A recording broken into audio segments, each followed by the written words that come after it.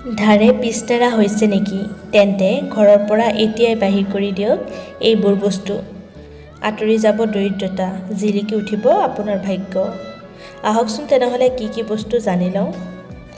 ধাৰৰ পৰা পৰিত্ৰাণ নোপোৱাৰ আন কোনো কাৰণ থাকিব পাৰে, যাৰ ভিতৰত এটা হ'ল বাস্তুদোষ।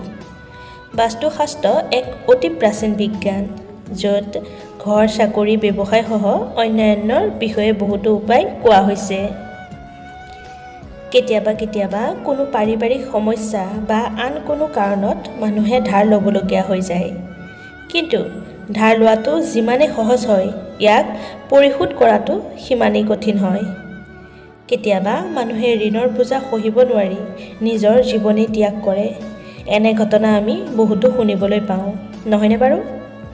কিন্তু ধাৰৰ পৰা পৰিত্ৰাণ নোপোৱাৰ আন কোনো কাৰণ থাকিব পাৰে, যাৰ ভিতৰত এটা হ'ল বাস্তুদোষ। বাস্তুশাস্ত্ৰ এক অতি প্ৰাচীন বিজ্ঞান, য'ত ঘৰ, চাকৰি, ব্যৱসায় সহ অন্যান্যৰ বিষয়ে বহুতো উপায় কোৱা হৈছে। আজি এই উপায়সমূহৰ বিষয়ে অকণমান আলোচনা কৰিম। হয়তো আপুনি মনোযোগ নিদিব পাৰে, কিন্তু ঘৰৰ কিছুমান বস্তুৱেও আপোনাৰ প্ৰগতিত বাধা হৈ পৰে আৰু বিত্তীয় পৰিস্থিতিটো অধিক বেয়াৰ ফালে গতি কৰে। এই অপ্ৰয়োজনীয় বস্তুবোৰে দৰিদ্ৰতা লৈ আহে। সেয়েহে আপুনি কেতিয়াও ঘৰত পুৰণি ফটা কাপোৰ, জোতা, চেণ্ডেল ৰাখিব নালাগে।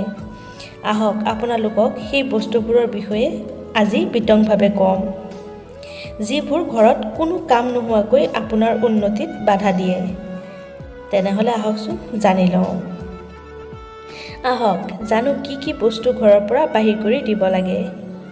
সৰ্বপ্ৰথমে বেয়া ইলেক্ট্ৰনিক সামগ্ৰী। কেতিয়াবা আমি ইলেক্ট্ৰনিক সামগ্ৰী ঘৰলৈ লৈ আহোঁ। কিছু সময়ৰ পিছত সেইবোৰ অপ্ৰয়োজনীয় হৈ পৰে আৰু আমি সেইবোৰ ক'ৰবাত ৰাখি পাহৰি যাওঁ।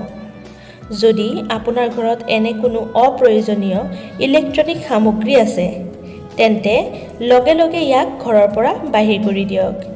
ই ঘৰলৈ নেতিবাচক শক্তি লৈ আহে। দ্বিতীয়তে হ'ল ভঙা ঝাৰু। ঝাৰুক লক্ষ্মীৰ ৰূপ বুলিও কোৱা হয়। ইয়াৰ কাৰণ হৈছে ইয়াৰ দ্বাৰা লেতেৰা আঁতৰ কৰা হয় আৰু ঘৰটো পৰিষ্কাৰ কৰা হয়। য'ত পৰিষ্কাৰ পৰিচ্ছন্নতা থাকে, তাত লক্ষ্মী আহে। কিন্তু যদি ঝাৰু ভাঙি গৈছে বা দুভাগ হৈছে, তেন্তে তাক বাহিৰ কৰি দিয়ক। ভঙা ঝাৰু ৰাখি থ'লে মা লক্ষ্মী ঘৰলৈ নাহে। তৃতীয়তে ভঙা ফটো। কিছুমান মানুহে ঘৰত ফটো লগাবলৈ ভাল পায়, কিন্তু কেতিয়াবা সেইবোৰ কোনো কাৰণবশতঃ ভাঙি যায় আৰু আমি সেইবোৰ সলনি কৰিব পাহৰি যাওঁ।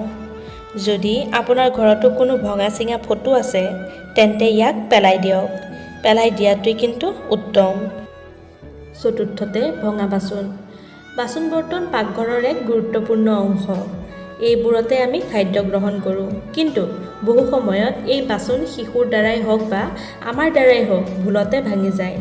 এনে ভঙা কাপ, প্লেট আৰু অন্যান্য বাচনবোৰ তৎক্ষণাত ঘৰৰ পৰা আঁতৰাই পেলাই দিয়ক। এইবোৰ ঘৰৰ আৰ্থিক অৱস্থাৰ বাবে অশুভ। পঞ্চমতে ভঙা আইনা। ভঙা আইনাই দৰিদ্ৰতা লৈ আহে। সেয়েহে যদি আপোনাৰ ঘৰত কোনো কাঁচৰ সামগ্ৰী বা আইনা ভাঙিছে, তেন্তে ইয়াক লগে লগে আঁতৰাওক, নহ'লে দৰিদ্ৰতাই আপোনাক পিছ এৰা নিদিব। ষষ্ঠতে লকাৰ বা পাৰ্চ। যদি পাৰ্চ ফাটি গৈছে, তেন্তে লগে লগে নতুন এটা কিনি লওক। ফটা পাৰ্চত টকা ৰখাটো কিন্তু ভাল বুলি গণ্য কৰা নহয়। একে সময়তে যদি লকাৰ ভাঙি গৈছে, তেন্তে সেইটোও নতুন লৈ আহক। এয়া কৰিলে লক্ষ্মী আপোনাৰ ঘৰৰ পৰা কেতিয়াও নাযাব। এবাৰ এই সকলোখিনি কাম কৰি চাব, বুজিব পাৰিব কিছুমান শুভ অশুভ কথা। ধন্যবাদ বন্ধু-বান্ধৱীসকল। আজিৰ এই ভিডিঅ'টো ইমানেই। যদি ভিডিঅ'টো ভাল পালে লাইক এটা কৰি শ্বেয়াৰ কৰি দিব আৰু কমেণ্টত জনাবলৈ নাপাহৰিব আপোনালোকৰ মন্তব্যবোৰ।